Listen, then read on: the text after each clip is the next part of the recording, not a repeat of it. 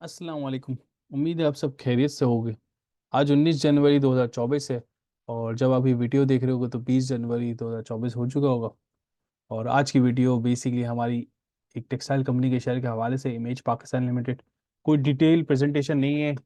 तो बड़ी क्विकली मैं इस पे थोड़ा सा दो तीन चार चीज़ें जो मुझे कवर करनी, मैं इस पे कवर करूँगा और फिर इंशाल्लाह इसको कंक्लूड करूँगा। कंपनी का अगर बैकग्राउंड की बात करें, कंपनी करती क्या है? कंपनी बेसिकली टेक्सटाइल कंपनी है। ठीक है।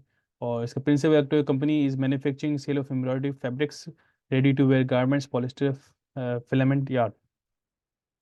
आम आसान आसान अल्फाज में टेक्सटाइल कंपनी, टेक्सटाइल सेक्टर की कंपनी। कंपनी के बैकग्राउंड पे मजीद आगे बढ़ने से पहले मैं थोड़ा सा एक चीज़ बताऊंगा। इस टेक्सटाइल कंपनी पाकिस्तान में जिस तरह चलती है कि वो बाहर से माल मंगाती है और अच्छा खासा पोर्शन बाहर ही बेचती है।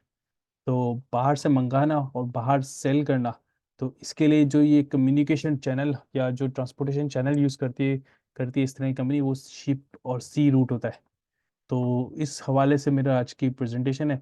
और एक थोड़ा सा पोटेंशियल मैं इसमें बताऊंगा इस कंपनी के शेयर के हवाले से। सबसे पहले मैं बैकग्राउंड के बाद रेड सी की क्राइसिस के बारे में बताता हूँ। आपने रिसेंटली न्यूज़ में सुना होगा रेड सी क्राइसिस चल रहा है और रेड सी क्राइसिस हो गया। ये क्या है, किसी इतनी ज़्यादा क्लैरिटी कहीं नहीं है। तो इस पे थोड़ा सा एक मैंने क्विक एक इंटरनेट से मुझे पिक्चर मिली जिस पे मैंने जो काफ़ी एक आसान कर दिया इसने समझाने को। रेड सी बेसिकली है क्या? रेड सी ये वाला सी है जिस पे रिसेंटली हुआ ये था कि यमन ने यहाँ पे एक जो शिप गुजर रही थी, जो ये सामान के साथ, तो उस पे हमला किया, जिसकी वजह से इस रूट को तमाम दुनिया की कंट्रीज अवॉइड करना स्टार्ट कर दिए कि क्योंकि और कहने लग गई ये डेंजरस रूट है। तो इस रूट को अगर अवॉइड किया जाए तो कौन सा रूट इख्तियार किया जाएगा? तो इसके बाद हमारे पास ये ऑरेंज लाइन जो है, ये रूट इख्तियार किया, तो उससे होगा ये इम्पैक्ट। जो पहले जो 48 आवर्स डेज में होता था, ट्रांसपोर्ट होता था, वो 57 डेज लग जाएंगे ना। एक तो टाइम का बहुत बड़ा इम्पैक्ट है। दूसरी चीज़, ट्रांसपोर्टेशन कॉस्ट। ये यहाँ से बिल्कुल स्ट्रेट फॉरवर्ड है।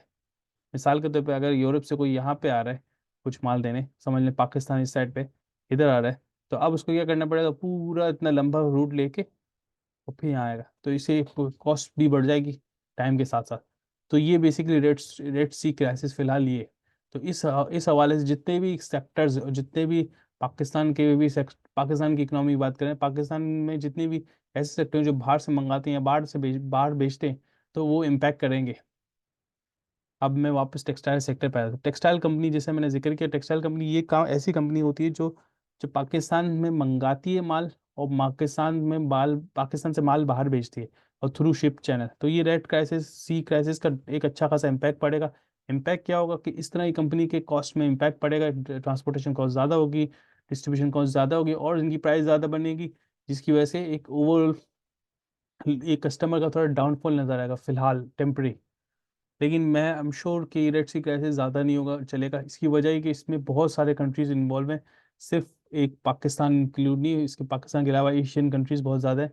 अगर आप वापस में चार्ट लेके आओ, आप देखो चाइना भी इम्पैक्ट करता है, सिंगापुर, ये सारे कंट्रीज इम्पैक्ट करेंगे। तो होगा ये कि जब ये सारे कंट्री इम्पैक्ट करेंगे तो ये इस मसले पे बहुत जल्दी एक्शन लिया जाएगा और उसको ख़त्म किया जाएगा ताकि ये मसला ना रहे। तो मैं समझता हूँ टेम्परेरी ब्लॉकेड है इस सेक्टर के लिए, लेकिन इसको परमानेंट ना लें। और इसकी वजह से अगर कोई डिप्स आ रही अच्छी अच्छी टेक्सटाइल शेयर्स में, तो डेफिनेटली उसको फायदा उठाए। आज इमेज पाकिस्तान ने क्या किया? आज इमेज पाकिस्तान ने अपने अकाउंट्स पब्लिश किए, जो कि सिक्स थ्री हाँ हाफ ईयरली अकाउंट्स पब्लिश किए। और हम देख सकते हैं फाइनेंशियल नंबर्स अच्छे हैं। पिछले साल 1.67 ईपीएस था, इस बार 1.87 है। प्रॉफिट भी आप देख रहे हैं 172 से 246 मिलियन है। प्रेजेंटेशन वाइज मुझे थोड़ा इंटरेस्टिंग नहीं लगा, इसका अकाउंट थोड़ी इंप्रूवमेंट की जरूरत है। और रेवेन्यू वाइज भी देखा जाए, 1 अरब से लेके 1.6 अरब हो गया, तकरीबन 50% ज़्यादा इंक्रीज आया है। तो ये एक पॉजिटिव इंडिकेशन है।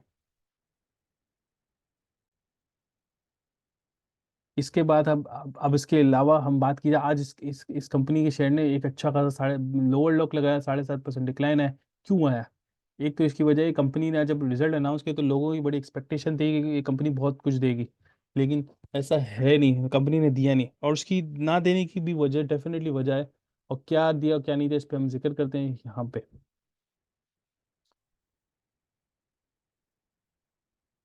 ये रहे फाइनेंशियल रिजल्ट्स। तो कंपनी ने ना कैश डिविडेंड दिया, ना बोनस शेयर दिया, लेकिन राइट शेयर दिए 75%। कितने रुपए पे? 10 रुपए पे, एट जीरो प्रीमियम। तो मतलब पार वैल्यू पे राइट शेयर देगी।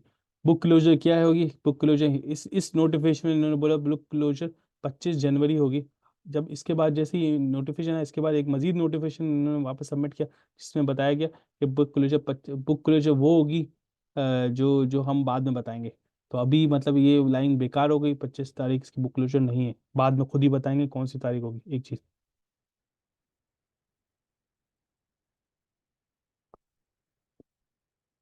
इसके बाद में फाइनेंशियल रिजल्ट वापस आता हूँ, तो ये 75% ने राइट शेयर दिया। लोग मेरे ख्याल में एक्सपेक्ट कर रहे होंगे कि कैश डिविडेंड देगा या बोनस शेयर देगा, जिसकी वजह से लोगों ने बड़ा ही मतलब लोगों ने इससे कंसर्न शो किया, और फिर इसको सेल ऑफ करना शुरू किया। मैसिवली सेल हुआ है आज के दिन। हिस्ट्री की बात करें तो हम देखें 10 रुपये पे शेयर मिल रहा है अभी, 15.5 पे शेयर है, और 10 रुपये पे एक और शेयर मिल रहा है। तो मुझे नहीं लगता ये बुरा है, डील है, क्योंकि 25 रुपये में दो, अब यूं यूं देखें तो। और इसके अलावा हिस्ट्री में देखा जाए, हिस्ट्री में ये 2023 में लो इस पे गया था, 10, 9.5, 10 के करीब कुछ गया था। और अब देखें, अब 50, अभी 15.73 तक, ये 50% ऊपर है हिस्ट्री के लो से। तो हो सकता है इसमें मजीद करेक्शन है, लेकिन अगर करेक्शन है तो I think is a good strategy कि उस दौरान करेक्शन आएगी। करेक्शन नहीं बोलूंगा, डाउनवर्ड आएगा, और वो डेफिनेटली इस सेक्टर पे प्रेशर होगा रेड सी का। और हो सकता है इलेक्शन की वजह से भी काफ़ी एक ओवर मार्केट पे इम्पैक्ट होगा, जिसकी वजह से ये शेयर भी इसी उसी इम्पैक्ट में आ जाएगा। फाइनेंशियल रिजल्ट जैसे मैंने जिक्र किया, अच्छे रिजल्ट है। रेड सी क्राइसिस के जिक्र किया, रिकमेंडेशन क्या है, अब मैं क्या समझता हूँ क्या होना चाहिए कि इस सेक्टर में जितने भी शेयर है, सभी का यही पैटर्न है बिजनेस का, तो डेफिनेटली आप इस सेक्टर में उठा सकते हैं। ठीक है।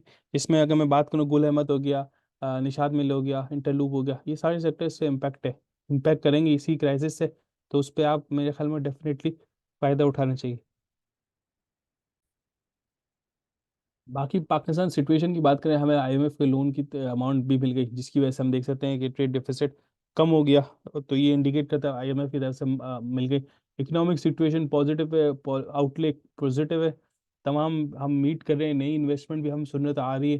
तो इस तरह के सारे financial impact wise Pakistani economy एक पॉजिटिव आउटलुक शो कर रही है। तो मैं समझता हूँ ये इलेक्शन की वजह से थोड़ी सी एक सेल ऑफ ज़्यादा है, ये वॉल्यूम कम है। तो इस चीज़ को मद्देनजर रखते हुए इस अपॉर्चुनिटी को डेफिनेटली इनकैश करना चाहिए। हम उन शेयर्स में जिस पे आपकी डिटेल रिसर्च है, उस पर आप बाय उसके डिप्स लाजमी बाय करें, ताकि फ्यूचर में एक अच्छा आपको एक प्रॉफिट दे जाएंगे। मैं खास तौर पे टेक्सटाइल सेक्टर में इंटरलूप हो गया, बहुत अच्छा है, निषाद मिल हो गया, बहुत अच्छा है। ये पेनी शेयर ही बोलूँगा, पेनी स्टॉक ही बोलूँगा। 15 मुझे अच्छा लगा ये, 15.70, 15, सवा 15 पे ये शेयर अगर मौजूद है, और ये शेयर 75% राइट शेयर भी दे रहा है, तो I think is a good thing to buy. बाकी आप अपनी रिसर्च की ना, रिसर्च करने के बाद बाय करें। मुझे मैं समझता हूँ जब मार्केट में सब बेच रहे हो, उसी वही सही वक्त होता है बाय करने का। तो इस चीज़ को माइंड में रखते हुए अपनी रिसर्च किए हुए शेयर्स पे लाजमी डिप में थोड़ा थोड़ा बाय करें, इंशाल्लाह लॉन्ग टर्म में फायदा देगा। दैट्स इट, जज़ाकल्लाह, अस्सलाम वालेकुम। अगर सॉरी, अगर आपने चैनल को सब्सक्राइब नहीं किया तो चैनल को सब्सक्राइब और लाइक कर दे।